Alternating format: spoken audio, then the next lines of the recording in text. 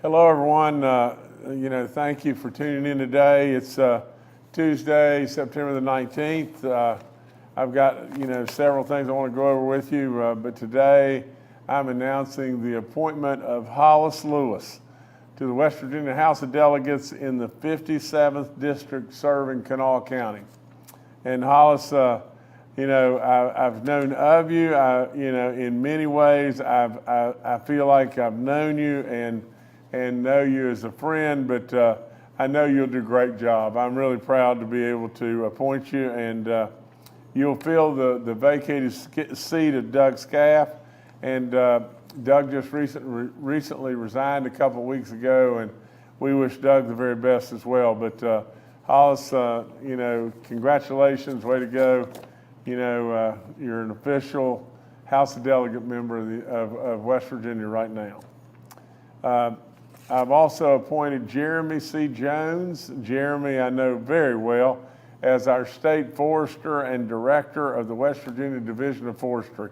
And listen, I don't have to back up in any way here. I know Jeremy will do a fabulous job, and he's got 20 years plus of experience, and I just wish him the very, very, very best. And I know he'll do a terrific job. And Jeremy, just take over and do your thing. You've already done all kinds of greatness in West Virginia. Just keep on doing it. We've got 3 blue ribbon schools right now in West Virginia that, have just been announced, but there was 353 schools in the nation, that were just announced as 2023 blue ribbon schools. And, all I would say to this is we need more. That's all there is to it. We need more. I mean, if there's 353 in the nation, that means, we're not getting our fair share. And so we got to do better, but the recognition is based on overall academic performance or progress. And, it is absolutely an honor that I'm going to read these 3 schools, but like I said, we absolutely need more. But Sherman Elementary in Boone County, way to go, guys. I mean, that is so impressive. And J.N. Elementary, in Marion County, that's very, very, very good. And Ritchie Elementary in Ohio County. So congratulations. It's a big time honor, and absolutely you're very deserving and make me proud. So congratulations again, and just keep doing the great work. And really changing and touching your kids in their life as they move forward is so important. And to just reach out a helping hand and do all the great work that you're doing, just keep it up. I know Kathy and I are really proud. How much Kathy's involved in communities and schools, and I don't know if communities and schools is in these schools, but I feel like probably they are, or they need to be, and so can keep doing the great work.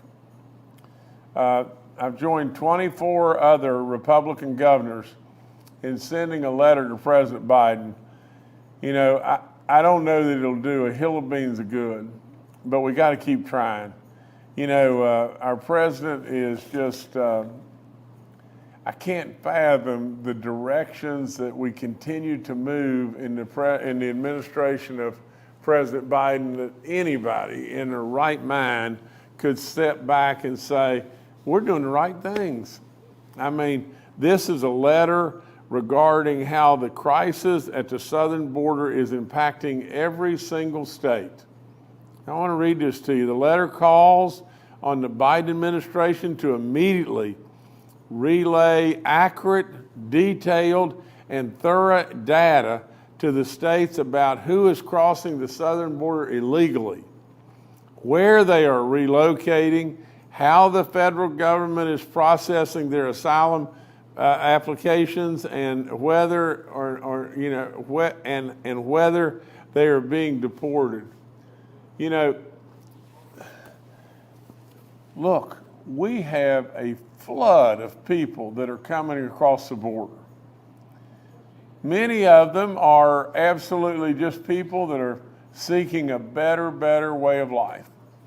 And I truly believe that, within our legal, immigration, offices and everything, that we ought to be able to handle this in a proper or expedited manner.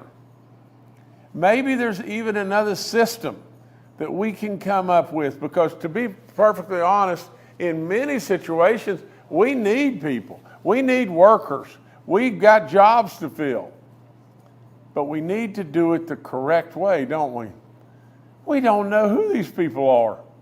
We don't know if they're bringing drugs to us. We don't know if they're people that are terrorists from different nations, but they're coming from nations all over the world.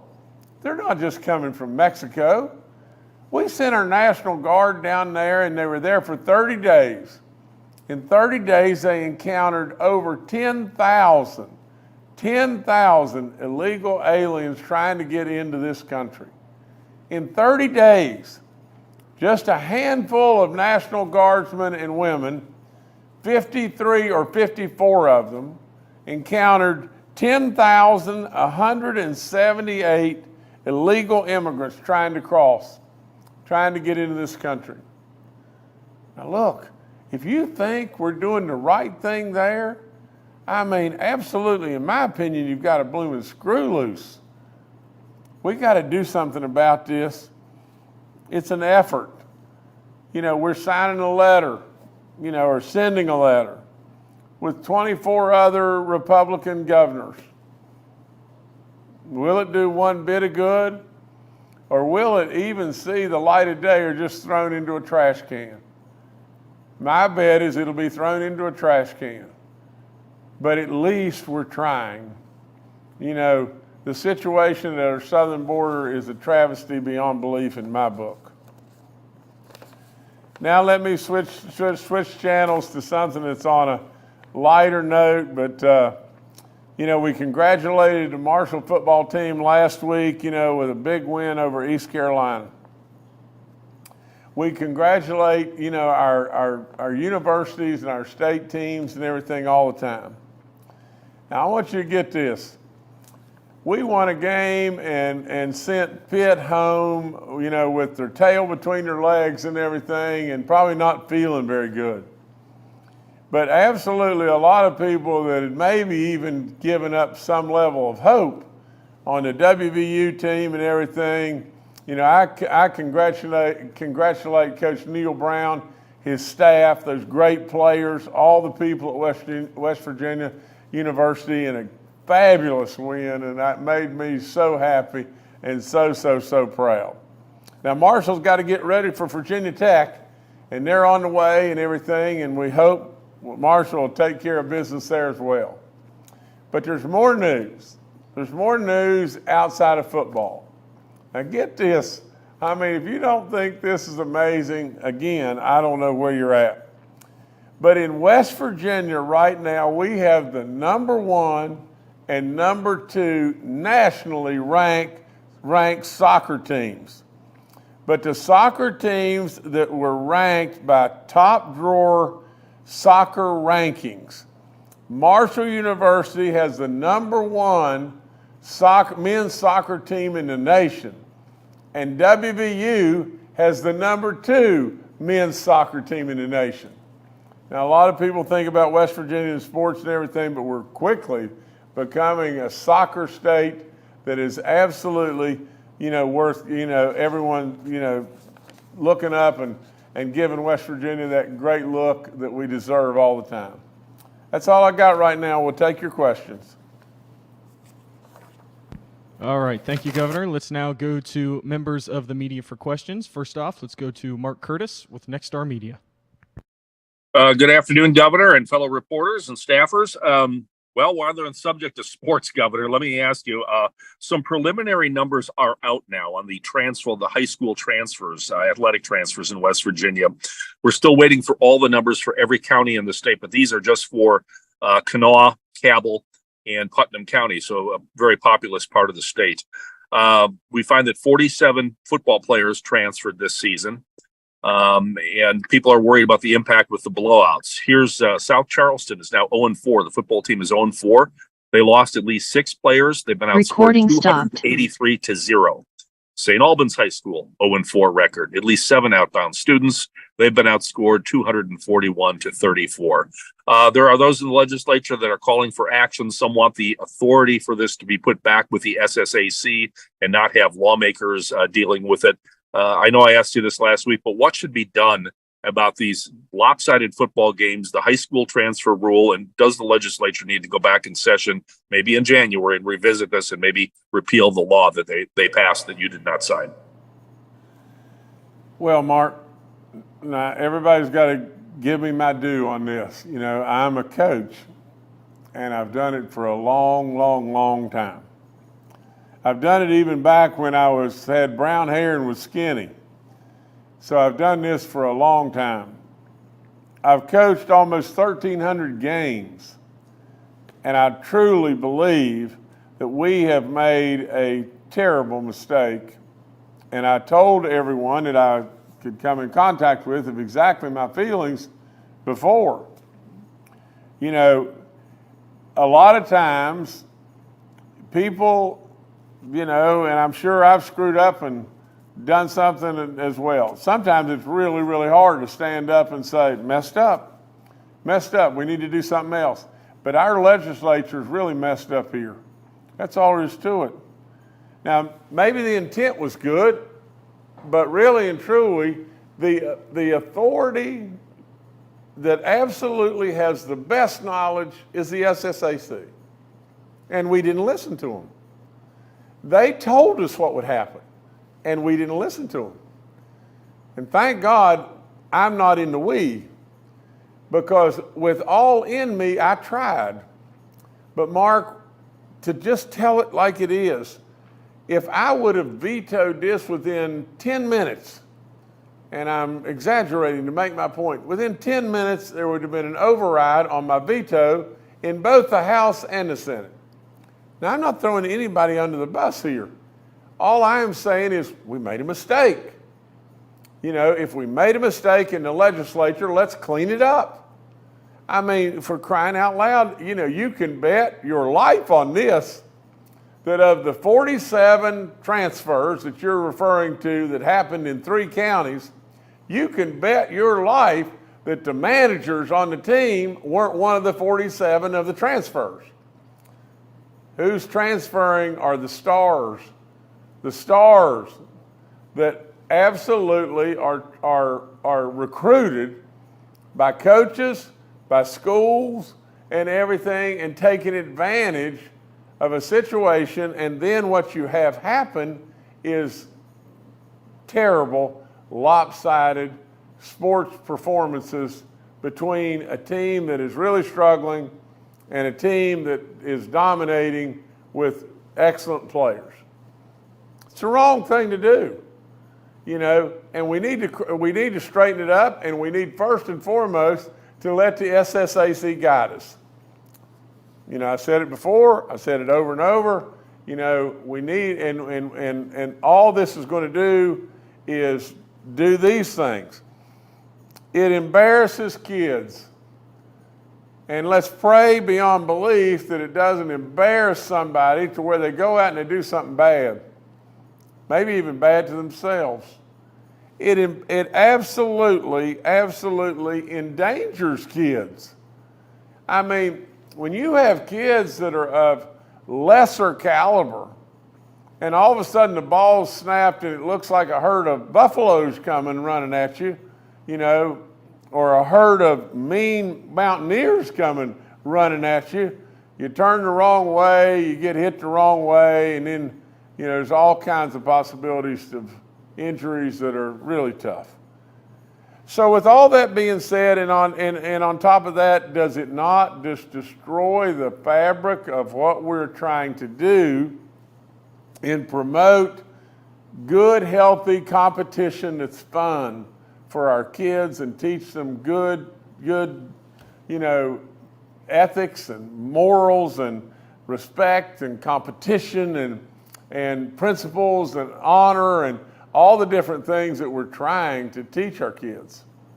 You know, it's a real screw up, Mark, and I don't mean to go on and on about it, but this kind of stuff, this is just, you know, a guy, I'll never forget this, but on our farming operation, we were in South Carolina at the time, and there was a guy running a spreader truck. Now, you know, in South Carolina, the fields are flat.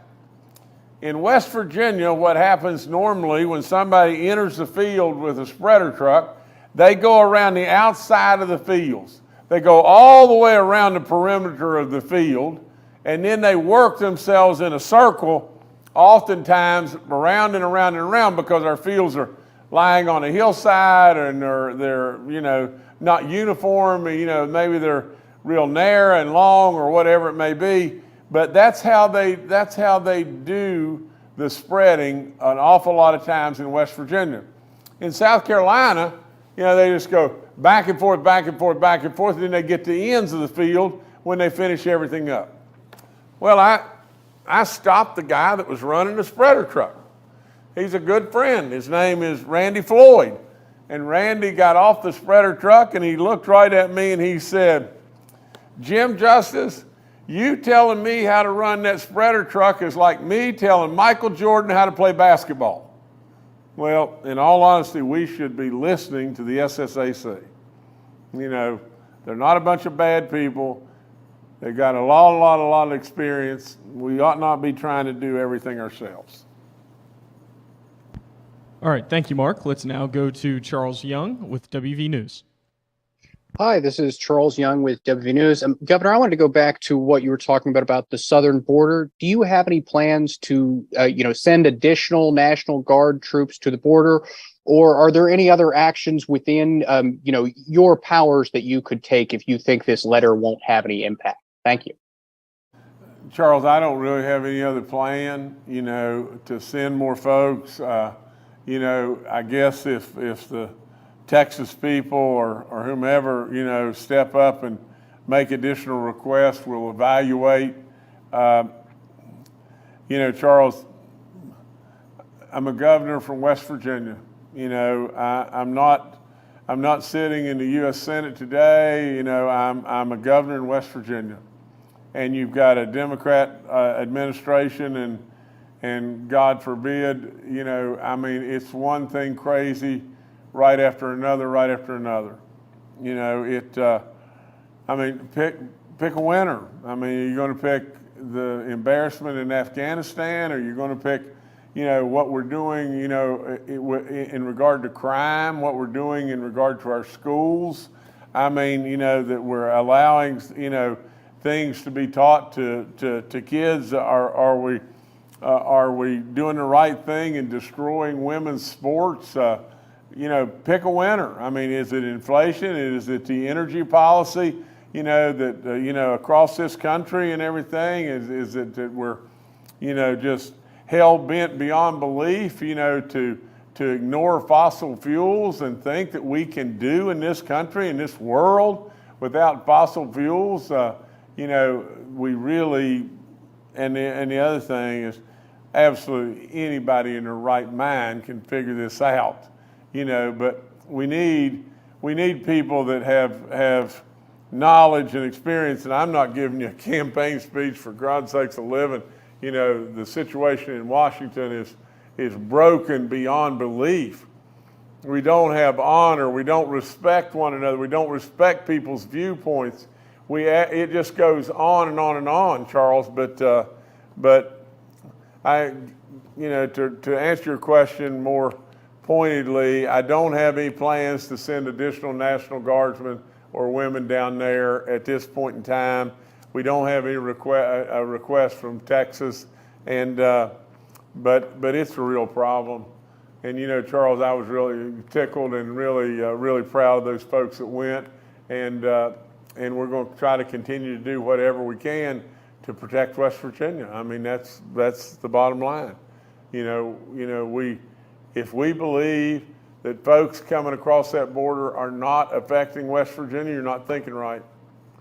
We got all kinds of people that are coming across that border that impact West Virginia, and that's why we tried to step up and do our part. But my good Lord of living, this problem is not really a problem in Texas. It's not a problem in West Virginia. It's a problem in the Biden administration for allowing craziness to go on, craziness, and that's all there is to it. You know, I stand strongly with President Trump.